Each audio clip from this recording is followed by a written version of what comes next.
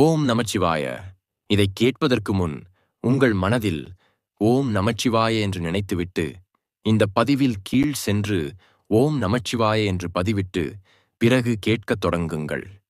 சிவபெருமான் ஒருவரை தன் அன்பிற்குரியவராக தேர்ந்தெடுத்து விட்டால் அவர்களின் வாழ்க்கை சாதாரணமானதாக இருக்காது. அது சோதனைகளும் சாதனைகளும் ஆன்மீக அனுபவங்களும் நிறைந்த ஒரு பயணமாக மாறும். ஈசன் உங்களை ஆட்கொண்டு விட்டார் என்பதை உணர்த்தும் 5 முக்கிய அறிகுறிகளையும் அது தொடர்பான புராணக் கதைகளையும் விரிவாகவும் ஆழமாகவும் கீழே காண்போம். 1. இடைவிடாத சோதனைகளும் கர்மவினை கழிவும் கஷ்டங்கள் மூலம் தூய்மைப்படுத்தல். சிவபெருமான் ஒருவரை தேர்ந்தெடுக்கும் போது முதலில் செய்வது அவர்களின் கர்மவினையை அழிப்பதே ஆகும். ஒரு தந்தை தன் குழந்தையை தூய்மைப்படுத்துவது போல இறைவன் உங்களுக்கு தொடர்ந்து கஷ்டங்களை கொடுப்பார். இது உங்களை தண்டிப்பதற்காக அல்ல, மாறாக உங்கள் பிறவிப் பயனை விரைவாக முடித்து உங்களை முக்திக்கு தயார்படுத்துவதற்காகவே. தத்துவ விளக்கம். பிறவித் தலையிலிருந்து விடுபட வேண்டும் என்றால் பாவ புண்ணிய மூட்டைகள் கரைய வேண்டும். சிவபெருமான் தன் பக்தர்களுக்குத் தரும் துன்பங்கள் வினை கழிவு எனப்படும். உங்களால் தாங்க முடியாத இழப்புகள், அவமானங்கள் அல்லது தோல்விகள் திடீரென நேரும்போது நீங்கள் இறைவனை நோக்கி இன்னும் நெருக்கமாக ஓடுவீர்கள். எப்போது ஒருவருக்கு வாழ்க்கையின் மீது வெறுப்பு வருகிறதோ அப்போதுதான் அவர்களுக்கு சிவனின் மீது உண்மையான பற்று வருகிறது. தொடர்புடைய கதை. சிறு தொண்ட நாயனார். பரஞ்சோதி முனிவர் எழுதிய பெரிய புராணத்தில் வரும் சிறு தொண்ட நாயனாரின் கதை இதற்குச் சிறந்த உதாரணம். இவர் சிறந்த சிவபக்தர். தினமும் சிவனடியார்களுக்கு உணளித்த பிறகேதான் உண்பார். ஒரு நாள் சிவபெருமான் பைரவர் கோலத்தில் வந்து, எனக்கு நரமாமிசம் வேண்டும், அதுவும் ஒரு குறையுமில்லாத 5 வயது சிறுவனின் கறி வேண்டும் என்று கேட்டார். அதுவும் பெற்றோரே அறுத்துச் சமைக்க வேண்டும் என்று கொடூரமான நிபந்தனை விதித்தார்.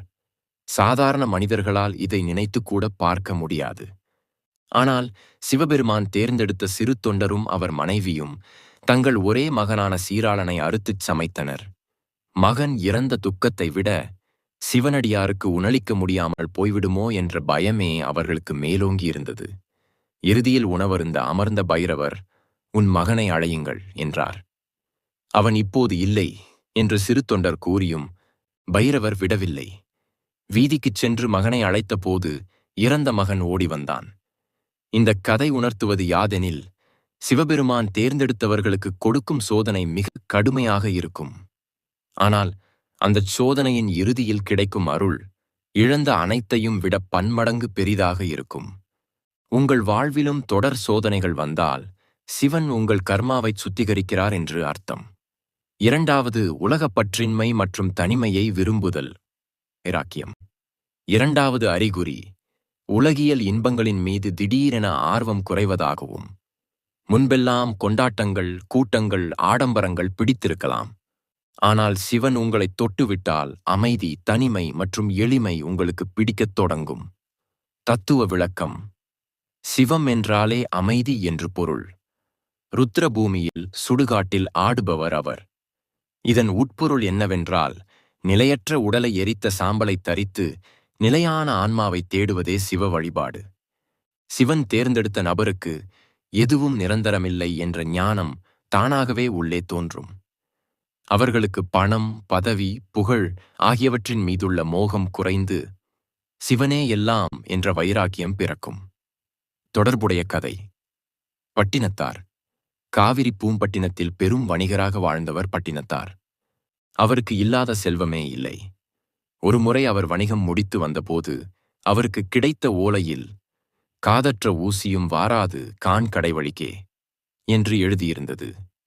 இந்த ஒரு வரி அவருக்குள் இருந்த சிவஞானத்தை விழிப்படையச் செய்தது.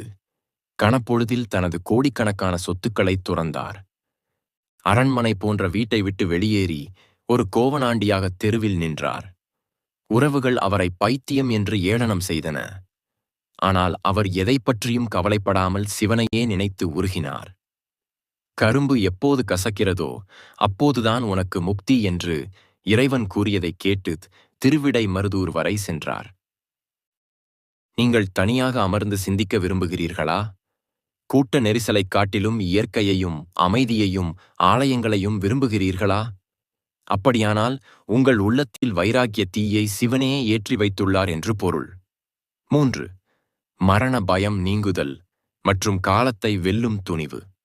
சிவபெருமான் மிருத்யுஞ்சயர், மரணத்தை வென்றவர். அவரை முழுமையாகச் சரணடைந்தவர்களுக்கு மரண பயம் இருக்காது. யமன் தன் உயிரை எடுக்க வருவான் என்ற நடுக்கம் போய் இறைவன் திருவடியை அடைவோம் என்ற நம்பிக்கை பிறக்கும். தத்துவ விளக்கம். காலம், டைம் என்பது சிவபெருமானின் ஒரு அம்சம். மகாகாலன். சிவன் உங்களை தேர்ந்தெடுத்து விட்டால் வாழ்க்கையின் ஏற்ற இறக்கங்கள் உங்களை பாதிக்காது. எது நடந்தாலும் அது ஈசன் செயல் என்ற பக்குவம் வந்துவிடும். மரணம் என்பது உடலுக்குத்தானே தவிர ஆன்மாவிற்கு இல்லை என்ற தெளிவு பிறக்கும். தொடர்புடைய கதை. மார்க்கண்டேயர். மிருகண்டு முனிவருக்கு பிறந்த மார்க்கண்டேயருக்கு 16 வயது வரைதான் ஆயுள் என்று விதிக்கப்பட்டிருந்தது. அந்த நாள் வந்தது. யமன் தன் பாசக்கயிற்றுடன் மார்க்கண்டேயரின் உயிரை பறிக்க வந்தான். ஆனால் மார்க்கண்டேயர் சிறிதும் அஞ்சாமல் சிவலிங்கத்தை கெட்டியாக கட்டிப்பிடித்துக் கொண்டார். யமன் வீசிய பாசக்கயிறு லிங்கத்தின் மீதும் விழுந்தது. தன் பக்தனுக்கு ஆபத்து என்றதும் சிவபெருமான் லிங்கத்திலிருந்து வெடித்துக் கிளம்பினார். காலத்தையே காலால் உதைத்து யமனை சம்ஹாரம் செய்தார்.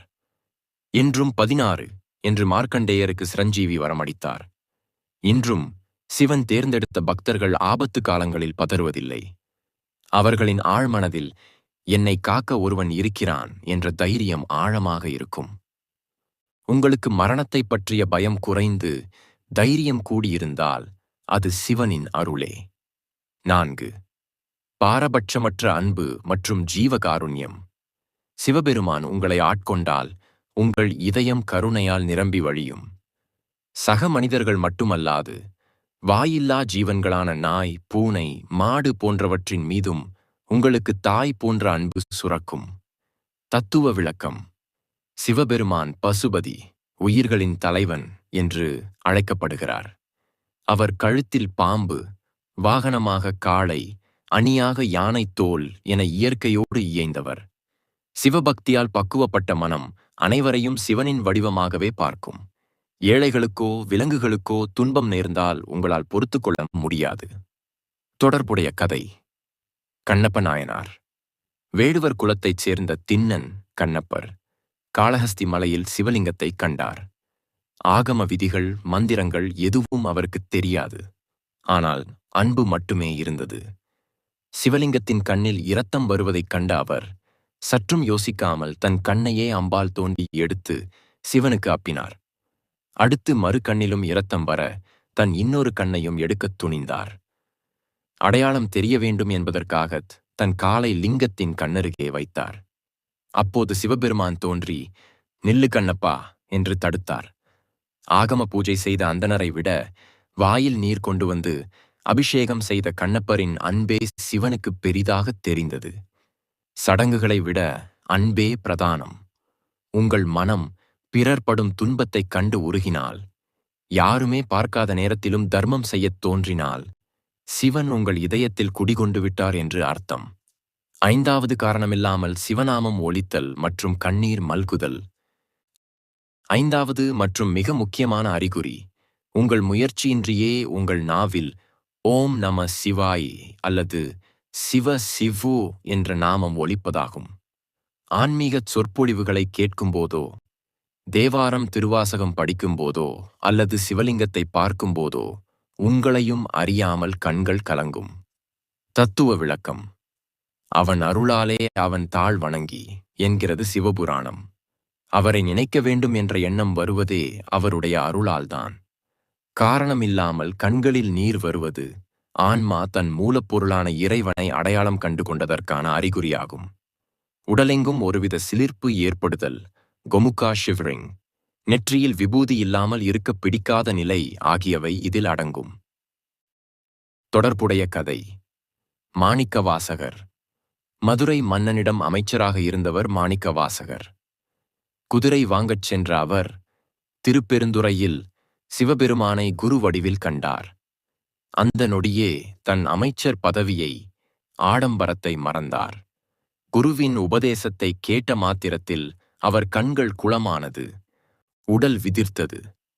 அவர் பாடிய திருவாசகம் கல்லையும் கனிவாக்கும் தன்மை கொண்டது. இமைப்பொழுதும் என் நெஞ்சில் நீங்காதான் தாழ்வாழ்க என்று அவர் உருகிப் பாடியது போல எப்போதும் சிவன் நினைவு உங்களுக்குள் ஓடிக்கொண்டே இருக்கும். தூக்கத்தில் கூட சிவநாமம் ஒலிக்கும் நிலை வரும்.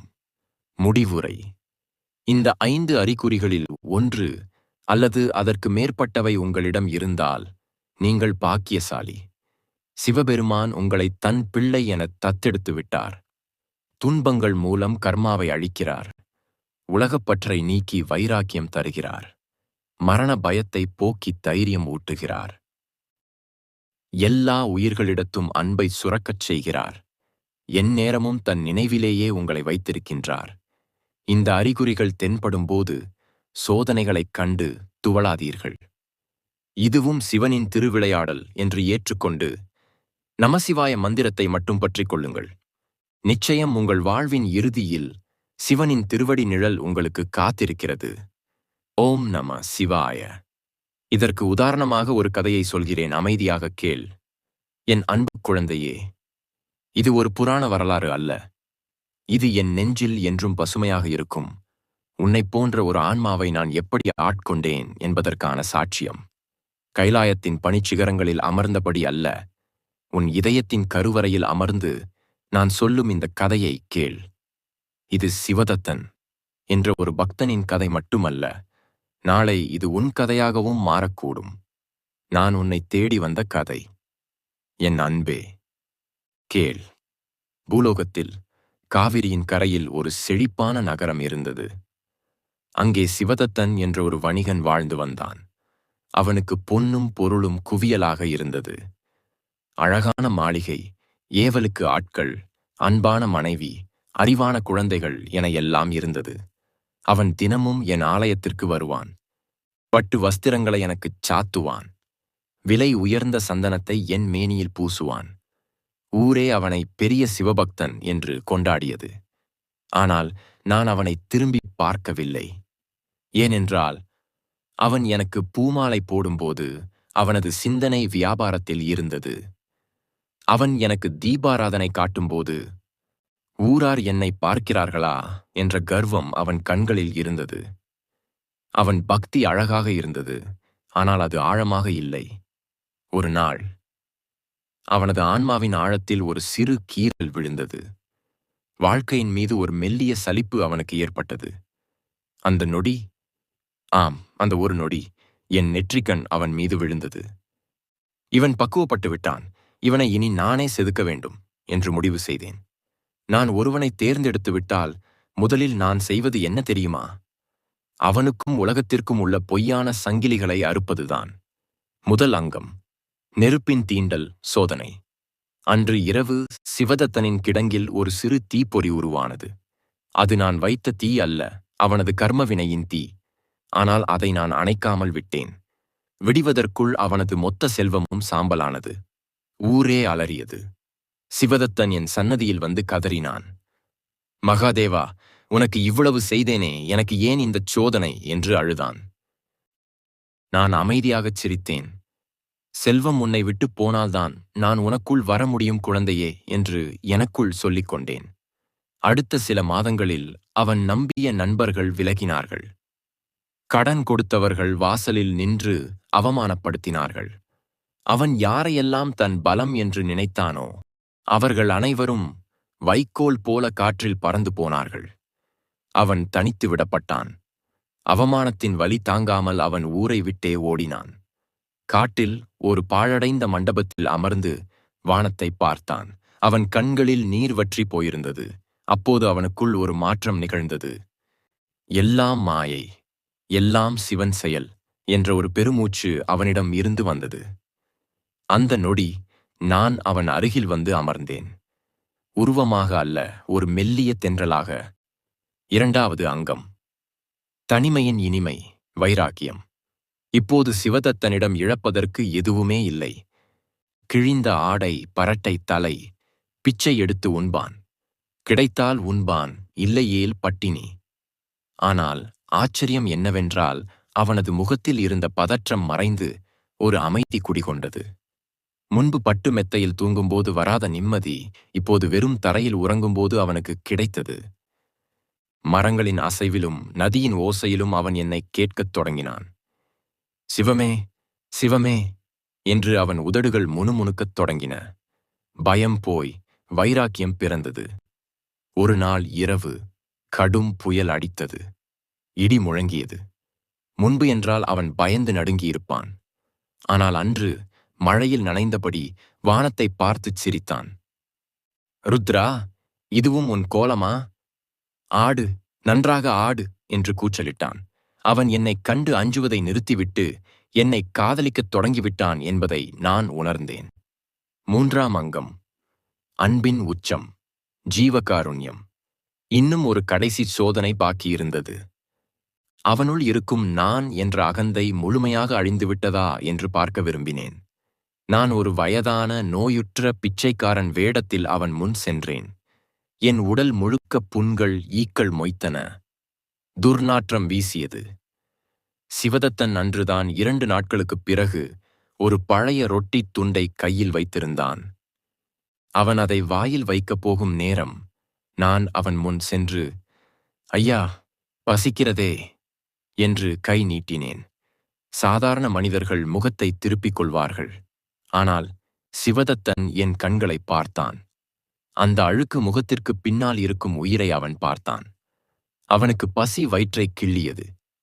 ஆனால் என்னை, பிச்சைக்காரனை பார்த்தவுடன் அவன் கண்கள் கலங்கின. ஐயோ, அப்பா, வாருங்கள் என்று கூறி தன் பசியை பொருட்படுத்தாமல் அந்த ரொட்டியை என் கையில் திணித்தான். நான் அதை உண்ணும்போது அவன் முகத்தில் ஒரு பேரானந்தத்தை பார்த்தேன். தன் பசி தீர்ந்ததை விட என் பசி தீர்ந்ததில் அவன் அடைந்த மகிழ்ச்சி இருந்தது பாரு. அதுதான் எனக்குச் செய்யும் உண்மையான அபிஷேகம். அவன் அறியவில்லை, அந்த ரொட்டியை வாங்கியது பிச்சைக்காரன் அல்ல, அகிலாண்ட கோடி பிரம்மாண்ட நாயகன் என்று. அவன் என் முன் மண்டியிட்டு என் புண்களை தன் கிழிந்த ஆடையால் துடைத்து விட்டான். எங்கும் சிவன், எதிலும் சிவன் என்ற நிலையை அவன் அடைந்து விட்டான். நிறைவு. நான் வெளிப்படும் நேரம். இனிமேலும் என்னால் மறைந்திருக்க முடியவில்லை. அவன் என் காயங்களை துடைத்துக் கொண்டிருந்த அதே வினாடி அந்த பாழடைந்த மண்டபம் ஒளியால் நிரம்பியது. பிச்சைக்காரனின் உருவம் மறைந்தது. ரிஷப வாகனத்தில் உமையவளோடு நான் அவன் முன் நின்றேன்.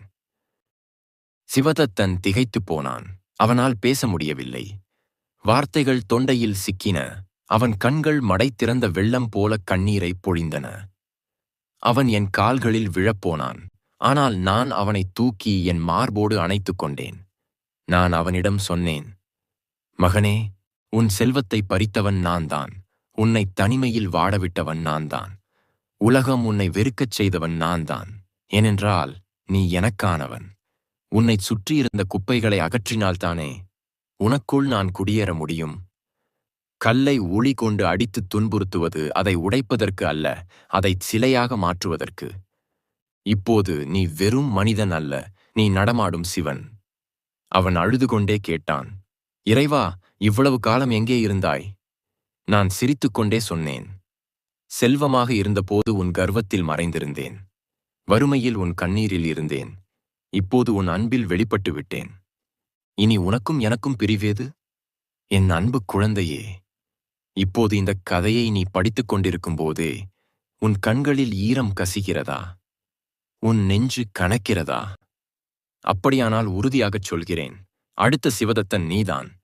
நான் உன்னை தேர்ந்தெடுத்து விட்டேன். இப்போது உனக்கு நடக்கும் சோதனைகளைக் கண்டு கலங்காதே. உன்னைச் செதுக்க நான் உடி எடுத்து விட்டேன். வலிக்கத்தான் செய்யும். ஆனால் இந்த வலியின் இறுதியில் நீயும் நானும் ஒன்றாகவும் அந்த பேரானந்தம் காத்திருக்கிறது. என் பெயர் சொல்லி அழை. ஓம் நம சிவாய. நான் உன் குரலுக்காகவே காத்திருக்கிறேன். உன் மனது தெளிவடையவில்லை என்றால் மீண்டும் ஒரு முறை அனைத்தையும் கேள். ஓம் நமச்சிவாய. இதைக் கேட்பதற்கு முன் உங்கள் மனதில் ஓம் நமச்சிவாய என்று நினைத்துவிட்டு இந்த பதிவில் கீழ் சென்று ஓம் நமச்சிவாய என்று பதிவிட்டு பிறகு கேட்கத் தொடங்குங்கள். சிவபெருமான் ஒருவரை தன் அன்பிற்குரியவராக தேர்ந்தெடுத்து விட்டால் அவர்களின் வாழ்க்கை சாதாரணமானதாக இருக்காது. அது சோதனைகளும் சாதனைகளும் ஆன்மீக அனுபவங்களும் நிறைந்த ஒரு பயணமாக மாறும். ஈசன் உங்களை ஆட்கொண்டு விட்டார் என்பதை உணர்த்தும் 5 முக்கிய அறிகுறிகளையும் அது தொடர்பான புராணக் கதைகளையும் விரிவாகவும் ஆழமாகவும் கீழே காண்போம். 1. இடைவிடாத சோதனைகளும் கர்மவினை கழிவும் கஷ்டங்கள் மூலம் தூய்மைப்படுத்தல். சிவபெருமான் ஒருவரை தேர்ந்தெடுக்கும்போது முதலில் செய்வது அவர்களின் கர்மவினையை அழிப்பதே ஆகும். ஒரு தந்தை தன் குழந்தையை தூய்மைப்படுத்துவது போல இறைவன் உங்களுக்கு தொடர்ந்து கஷ்டங்களை கொடுப்பார். இது உங்களை தண்டிப்பதற்காக அல்ல, மாறாக உங்கள் பிறவிப் பயனை விரைவாக முடித்து உங்களை முக்திக்கு தயார்படுத்துவதற்காகவே. தத்துவ விளக்கம். பிறவித் தலையிலிருந்து விடுபட வேண்டும் என்றால் பாவ புண்ணிய மூட்டைகள் கரைய வேண்டும். சிவபெருமான் தன் பக்தர்களுக்குத் தரும் துன்பங்கள் வினை கழிவு எனப்படும். உங்களால் தாங்க முடியாத இழப்புகள், அவமானங்கள் அல்லது தோல்விகள் திடீரென நேரும்போது நீங்கள் இறைவனை நோக்கி இன்னும் நெருக்கமாக ஓடுவீர்கள். எப்போது ஒருவருக்கு வாழ்க்கையின் மீது வெறுப்பு வருகிறதோ அப்போதுதான் அவர்களுக்கு சிவனின் மீது உண்மையான பற்று வருகிறது. தொடர்புடைய கதை. சிறு தொண்ட நாயனார். பரஞ்சோதி முனிவர் எழுதிய பெரிய புராணத்தில் வரும் சிறு தொண்ட நாயனாரின் கதை இதற்குச் சிறந்த உதாரணம். இவர் சிறந்த சிவபக்தர். தினமும் சிவனடியார்களுக்கு உணளித்த பிறகேதான் உண்பார். ஒரு நாள் சிவபெருமான் பைரவர் கோலத்தில் வந்து, எனக்கு நரமாமிசம் வேண்டும், அதுவும் ஒரு குறையுமில்லாத 5 வயது சிறுவனின் கறி வேண்டும் என்று கேட்டார். அதுவும் பெற்றோரே அறுத்துச் சமைக்க வேண்டும் என்று கொடூரமான நிபந்தனை விதித்தார். சாதாரண மனிதர்களால் இதை நினைத்து கூட பார்க்க முடியாது. ஆனால் சிவபெருமான் தேர்ந்தெடுத்த சிறு தொண்டரும் அவர் மனைவியும் தங்கள் ஒரே மகனான சீராளனை அறுத்துச் சமைத்தனர். மகன் இறந்த துக்கத்தை விட சிவனடியாருக்கு உணளிக்க முடியாமல் போய்விடுமோ என்ற பயமே அவர்களுக்கு மேலோங்கி இருந்தது. இறுதியில் உணவருந்த அமர்ந்த பைரவர், உன் மகனை அழையுங்கள் என்றார். அவன் இப்போது இல்லை என்று சிறு தொண்டர் கூறியும் பைரவர் விடவில்லை. வீதிக்குச் சென்று மகனை அழைத்தபோது இறந்த மகன் ஓடி வந்தான். இந்தக் கதை உணர்த்துவது யாதெனில், சிவபெருமான் தேர்ந்தெடுத்தவர்களுக்கு கொடுக்கும் சோதனை மிக கடுமையாக இருக்கும். ஆனால் அந்தச் சோதனையின் இறுதியில் கிடைக்கும் அருள் இழந்த அனைத்தையும் விட பன்மடங்கு பெரிதாக இருக்கும். உங்கள் வாழ்விலும் தொடர் சோதனைகள் வந்தால் சிவன் உங்கள் கர்மாவை சுத்திகரிக்கிறார் என்று அர்த்தம். 2. உலகப்பற்றின்மை மற்றும் தனிமையை விரும்புதல். வைராக்கியம். 2. அறிகுறி உலகியல் இன்பங்களின் மீது திடீரென ஆர்வம் குறைவதாகவும். முன்பெல்லாம் கொண்டாட்டங்கள், கூட்டங்கள், ஆடம்பரங்கள் பிடித்திருக்கலாம். ஆனால் சிவன் உங்களை தொட்டுவிட்டால் அமைதி, தனிமை மற்றும் எளிமை உங்களுக்கு பிடிக்கத் தொடங்கும். தத்துவ விளக்கம். சிவம் என்றாலே அமைதி என்று பொருள். ருத்ரபூமியில் சுடுகாட்டில் ஆடுபவர் அவர். இதன் உட்பொருள் என்னவென்றால், நிலையற்ற உடலை எரித்த சாம்பலை தரித்து நிலையான ஆன்மாவை தேடுவதே சிவ வழிபாடு. சிவன் தேர்ந்தெடுத்த நபருக்கு எதுவும் நிரந்தரமில்லை என்ற ஞானம் தானாகவே உள்ளே தோன்றும். அவர்களுக்கு பணம், பதவி, புகழ் ஆகியவற்றின் மீதுள்ள மோகம் குறைந்து சிவனே எல்லாம் என்ற வைராக்கியம் பிறக்கும். தொடர்புடைய கதை. பட்டினத்தார். காவிரி பூம்பட்டினத்தில் பெரும் வணிகராக வாழ்ந்தவர் பட்டினத்தார். அவருக்கு இல்லாத செல்வமே இல்லை.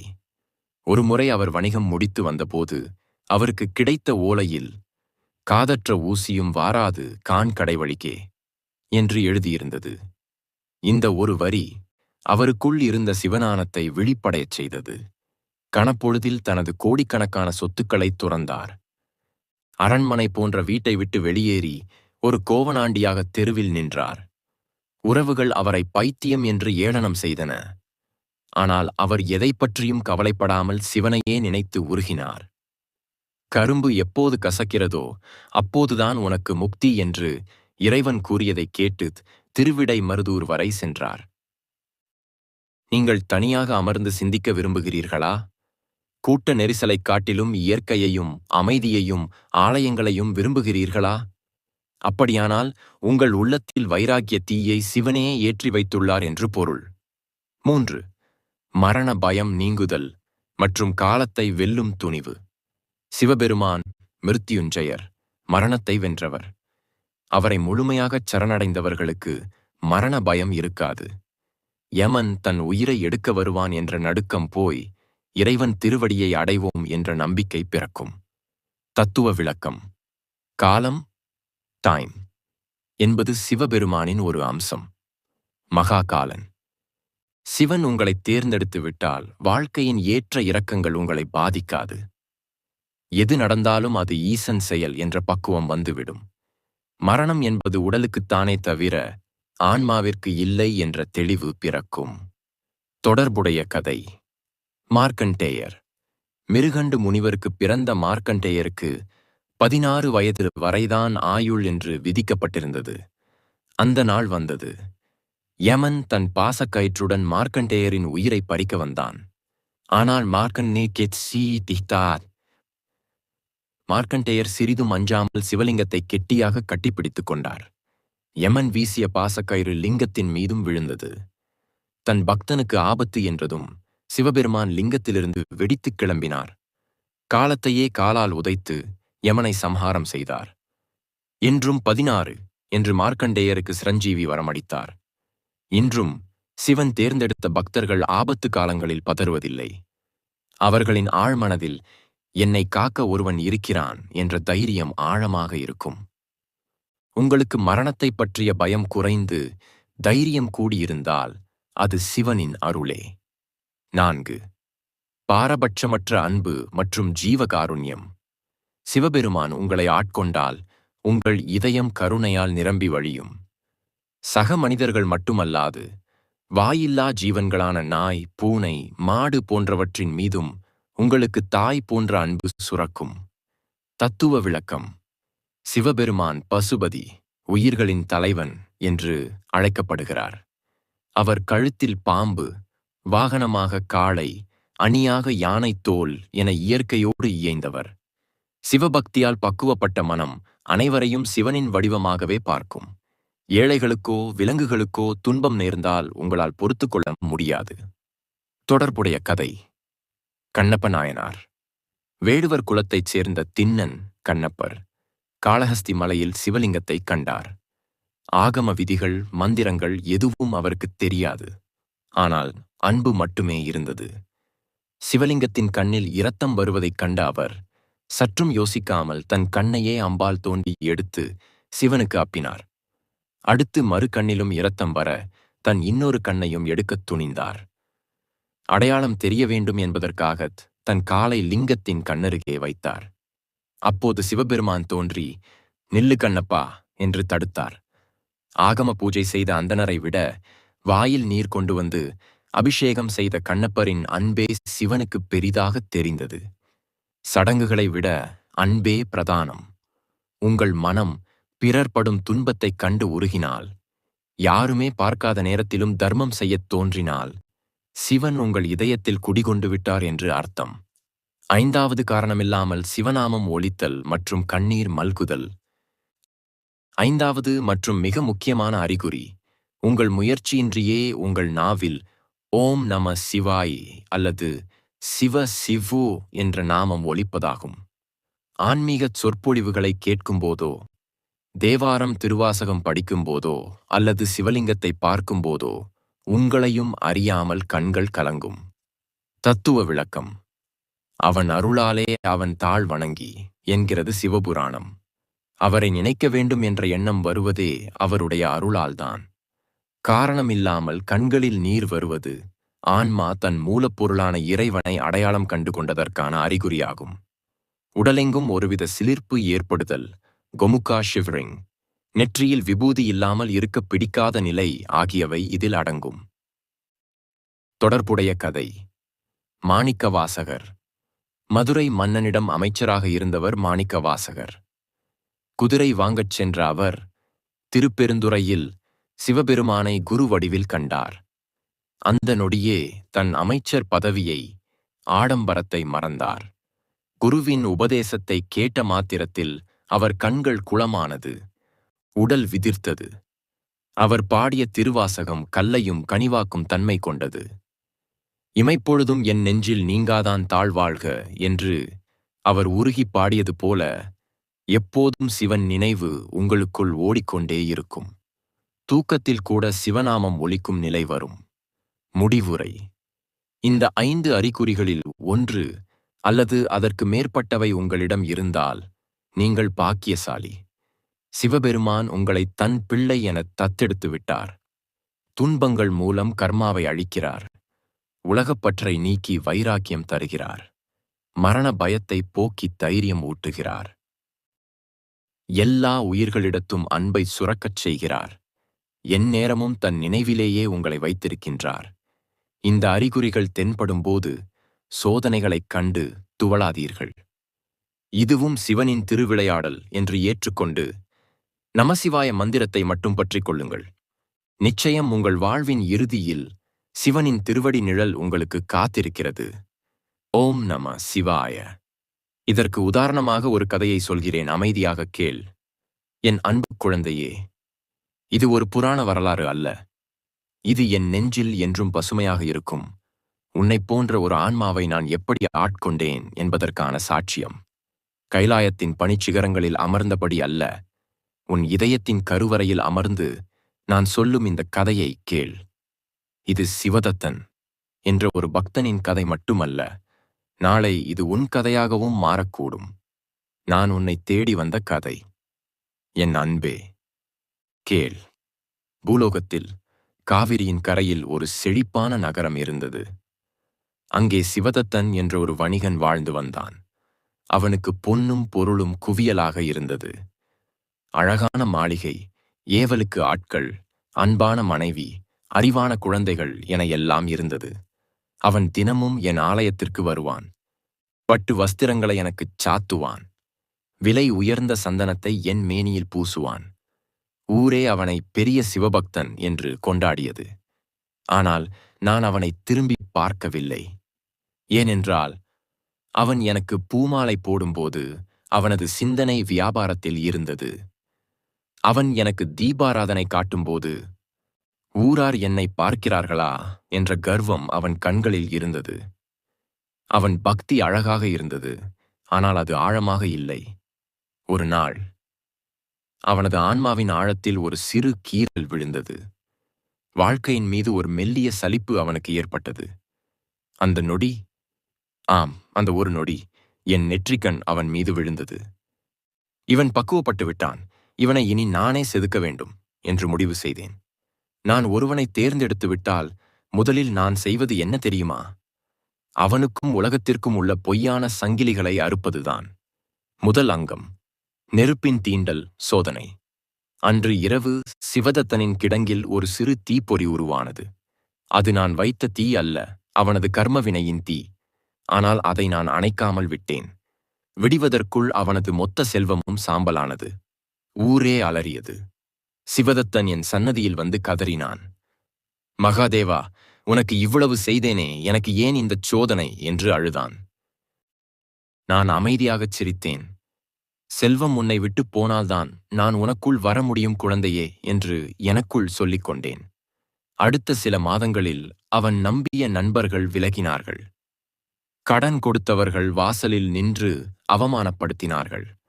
அவன் யாரையெல்லாம் தன் பலம் என்று நினைத்தானோ அவர்கள் அனைவரும் வைக்கோல் போல காற்றில் பறந்து போனார்கள். அவன் தனித்து விடப்பட்டான். அவமானத்தின் வலி தாங்காமல் அவன் ஊரை விட்டே ஓடினான். காட்டில் ஒரு பாழடைந்த மண்டபத்தில் அமர்ந்து வானத்தை பார்த்தான். அவன் கண்களில் நீர் வற்றி போயிருந்தது. அப்போது அவனுக்குள் ஒரு மாற்றம் நிகழ்ந்தது. எல்லாம் மாயை, எல்லாம் சிவன் செயல் என்ற ஒரு பெருமூச்சு அவனிடம் இருந்து வந்தது. அந்த நொடி நான் அவன் அருகில் வந்து அமர்ந்தேன். உருவமாக அல்ல, ஒரு மெல்லிய தென்றலாக. இரண்டாவது அங்கம், தனிமையின் இனிமை, வைராக்கியம். இப்போது சிவதத்தனிடம் இழப்பதற்கு எதுவுமே இல்லை. கிழிந்த ஆடை, பரட்டை தலை, பிச்சை எடுத்து உண்பான். கிடைத்தால் உண்பான், இல்லையேல் பட்டினி. ஆனால் ஆச்சரியம் என்னவென்றால் அவனது முகத்தில் இருந்த பதற்றம் மறைந்து ஒரு அமைதி குடிகொண்டது. முன்பு பட்டு மெத்தையில் தூங்கும்போது வராத நிம்மதி இப்போது வெறும் தரையில் உறங்கும்போது அவனுக்கு கிடைத்தது. மரங்களின் அசைவிலும் நதியின் ஓசையிலும் அவன் என்னை கேட்கத் தொடங்கினான். சிவமே, சிவமே என்று அவன் உதடுகள் முணுமுணுக்கத் தொடங்கின. பயம் போய் வைராக்கியம் பிறந்தது. ஒரு நாள் இரவு கடும் புயல் அடித்தது. இடி முழங்கியது. முன்பு என்றால் அவன் பயந்து நடுங்கியிருப்பான். ஆனால் அன்று மழையில் நனைந்தபடி வானத்தை பார்த்துச் சிரித்தான். ருத்ரா, இதுவும் உன் கோலமா? ஆடு, நன்றாக ஆடு என்று கூச்சலிட்டான். அவன் என்னைக் கண்டு அஞ்சுவதை நிறுத்திவிட்டு என்னைக் காதலிக்கத் தொடங்கிவிட்டான் என்பதை நான் உணர்ந்தேன். 3ஆம் அங்கம். அன்பின் உச்சம். ஜீவகாருண்யம். இன்னும் ஒரு கடைசி சோதனை பாக்கியிருந்தது. அவனுள் இருக்கும் நான் என்ற அகந்தை முழுமையாக அழிந்துவிட்டதா என்று பார்க்க விரும்பினேன். நான் ஒரு வயதான நோயுற்ற பிச்சைக்காரன் வேடத்தில் அவன் முன் சென்றேன். என் உடல் முழுக்க புண்கள், ஈக்கள் மொய்த்தன. துர்நாற்றம் வீசியது. சிவதத்தன் அன்றுதான் 2 நாட்களுக்குப் பிறகு ஒரு பழைய ரொட்டித் துண்டை கையில் வைத்திருந்தான். அவன் அதை வாயில் வைக்கப் போகும் நேரம் நான் அவன் முன் சென்று, ஐயா, பசிக்கிறதே என்று கை நீட்டினேன். சாதாரண மனிதர்கள் முகத்தை திருப்பிக் கொள்வார்கள். ஆனால் சிவதத்தன் என் கண்களை பார்த்தான். அந்த அழுக்கு முகத்திற்கு பின்னால் இருக்கும் உயிரை அவன் பார்த்தான். அவனுக்கு பசி வயிற்றை கிள்ளியது. ஆனால் என்னை, பிச்சைக்காரனை பார்த்தவுடன் அவன் கண்கள் கலங்கின. ஐயோ, அப்பா, வாருங்கள் என்று கூறி தன் பசியை பொருட்படுத்தாமல் அந்த ரொட்டியை என் கையில் திணித்தான். நான் அதை உண்ணும்போது அவன் முகத்தில் ஒரு பேரானந்தத்தை பார்த்தேன். தன் பசி தீர்ந்ததை விட என் பசி தீர்ந்ததில் அவன் அடைந்த மகிழ்ச்சி இருந்தது பாரு. அதுதான் எனக்குச் செய்யும் உண்மையான அபிஷேகம். அவன் அறியவில்லை, அந்த ரொட்டியை வாங்கியது பிச்சைக்காரன் அல்ல, அகிலாண்ட கோடி பிரம்மாண்ட நாயகன் என்று. அவன் என் முன் மண்டியிட்டு என் புண்களை தன் கிழிந்த ஆடையால் துடைத்து விட்டான். எங்கும் சிவன், எதிலும் சிவன் என்ற நிலையை அவன் அடைந்து விட்டான். நிறைவு. நான் வெளிப்படும் நேரம். இனிமேலும் என்னால் மறைந்திருக்க முடியவில்லை. அவன் என் காயங்களை துடைத்துக் கொண்டிருந்த அதே வினாடி அந்த பாழடைந்த மண்டபம் ஒளியால் நிரம்பியது. பிச்சைக்காரனின் உருவம் மறைந்தது. ரிஷப வாகனத்தில் உமையவளோடு நான் அவன் முன் நின்றேன். சிவதத்தன் திகைத்துப் போனான். அவனால் பேச முடியவில்லை. வார்த்தைகள் தொண்டையில் சிக்கின. அவன் கண்கள் மடை திறந்த வெள்ளம் போல கண்ணீரை பொழிந்தன. அவன் என் கால்களில் விழப்போனான். ஆனால் நான் அவனை தூக்கி என் மார்போடு அணைத்துக் கொண்டேன். நான் அவனிடம் சொன்னேன், மகனே, உன் செல்வத்தை பறித்தவன் நான்தான். உன்னை தனிமையில் வாடவிட்டவன் நான்தான். உலகம் உன்னை வெறுக்கச் செய்தவன் நான்தான். ஏனென்றால் நீ எனக்கானவன். உன்னை சுற்றியிருந்த குப்பைகளை அகற்றினால்தானே உனக்குள் நான் குடியேற முடியும். கல்லை உளி கொண்டு அடித்து துன்புறுத்துவது அதை உடைப்பதற்கு அல்ல, அதை சிலையாக மாற்றுவதற்கு. இப்போது நீ வெறும் மனிதன் அல்ல, நீ நடமாடும் சிவன். அவன் அழுது கொண்டே கேட்டான், இறைவா, இவ்வளவு காலம் எங்கே இருந்தாய்? நான் சிரித்துக்கொண்டே சொன்னேன், செல்வமாக இருந்தபோது உன் கர்வத்தில் மறைந்திருந்தேன். வறுமையில் உன் கண்ணீரில் இருந்தேன். இப்போது உன் அன்பில் வெளிப்பட்டு விட்டேன். இனி உனக்கும் எனக்கும் பிரிவேது? என் அன்பு குழந்தையே, இப்போது இந்த கதையை நீ படித்துக் கொண்டிருக்கும் போதே உன் கண்களில் ஈரம் கசிகிறதா? உன் நெஞ்சு கனக்கிறதா? அப்படியானால் உறுதியாகச் சொல்கிறேன், அடுத்த சிவதத்தன் நீதான். நான் உன்னை தேர்ந்தெடுத்து விட்டேன். இப்போது உனக்கு நடக்கும் சோதனைகளைக் கண்டு கலங்காதே. உன்னைச் செதுக்க நான் உளி எடுத்து விட்டேன். வலிக்கத்தான் செய்யும். ஆனால் இந்த வலியின் இறுதியில் நீயும் நானும் ஒன்றாகவும் அந்த பேரானந்தம் காத்திருக்கிறது. என் பெயர் சொல்லி அழை. ஓம் நம சிவாய. நான் உன் குரலுக்காகவே காத்திருக்கிறேன்.